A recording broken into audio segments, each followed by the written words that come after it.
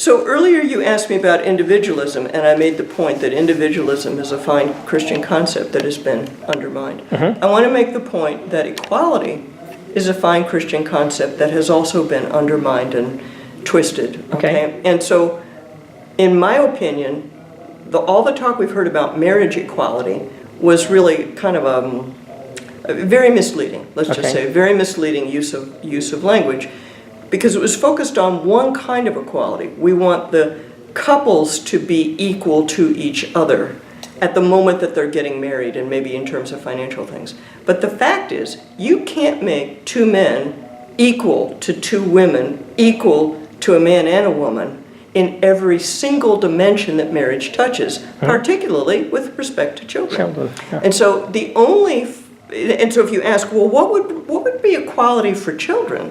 What's equality for children? The only thing that creates equality for children is one man, one woman together for life. That creates equality for children. So my colleague at the Ruth Institute, Jennifer Johnson, wrote this book called Marriage and Equality. And the subtitle is How Natural Marriage Upholds the Ideal of Equality for Children. And in this book, she goes through the ways in which divorce, and particularly divorce and remarriage, creates inequalities between different kinds of kids.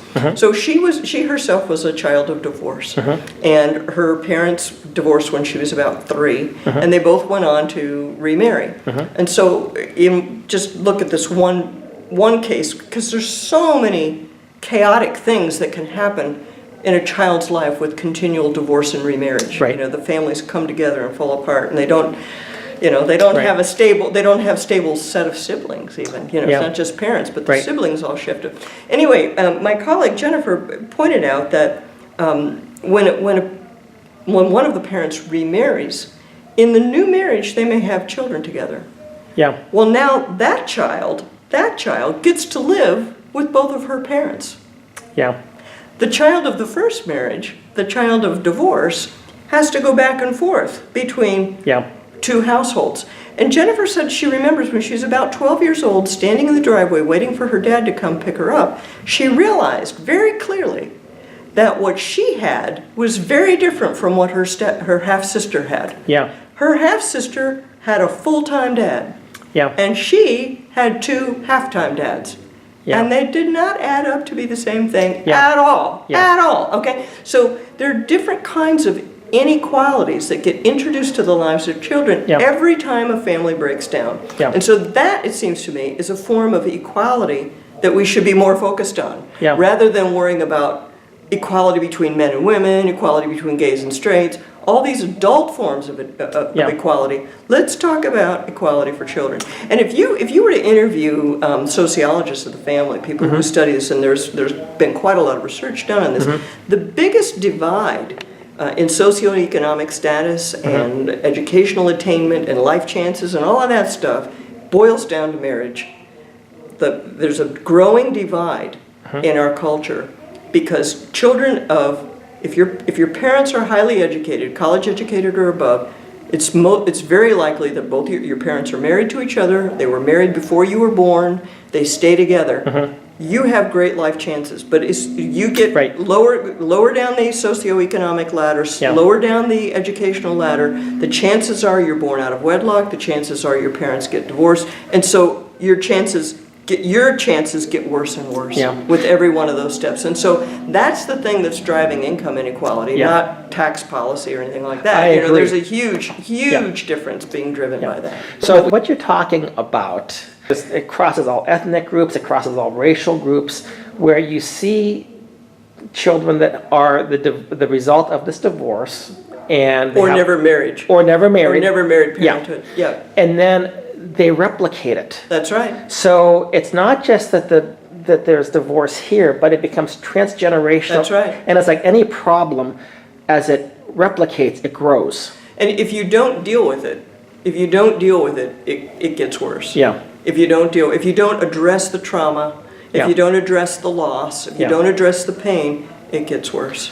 And so one of the things that you see, if you look at socioeconomic status instead of race, you'll see that a lot of the things that look like they're race actually have to do with socioeconomic Right. status and the corresponding breakdown of the family. Right. Right, and so the breakdown of the family is so severe among lower class people with high school education or less. These are people who've never been to a wedding, who've Right. never seen anybody married, you know, Yeah. and so they don't know what to do, and the chaos in people's lives. I have a young friend who's in recovery, who's been in Alcoholics Anonymous and so on, and he has told me, you know, very clearly that most of the guys that he associates with, that he knows, that are, you know, part of that movement, part of that recovery movement, so many of those guys, they have no one, they have no family. When something goes wrong, when they fall off the wagon and lose their sobriety for a day or two, Yeah. or any kind of thing that happens, they don't have anybody to call. Yeah. Their own family members their blood relatives are a mess. Yeah. Their sex partners are unstable. They're not really related to each other. I mean, Yeah. it's just complete chaos. Yeah. And people just refuse to face Yeah. how fragile people's lives are when they Yeah. don't have a stable family around them. Yeah, there was one lady that I talked with recently, lives in the area, great lady. She was talking, and she comes from the Black community, and it's not just localized to that, but she was talking about rage issues among young men. And as she talked about it, I asked her for some clarification. I said, the way that what I think I hear you saying is these rage issues that are being exhibited are really, the root of them is because of no fathers and the breakdown of the family. Yes. And, you know, we Did look she at... agree with that? Did she agree? Absolutely. She said that is the issue.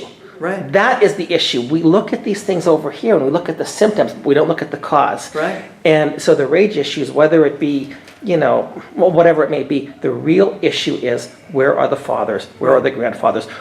Why is my family broken? Right. And they can't say this, because if they say this, they're presenting themselves as being vulnerable. And you can't do that. I mean, a man can't show himself as being vulnerable. He's got to pretend. Particularly when there's no hope of anybody helping him. Yeah.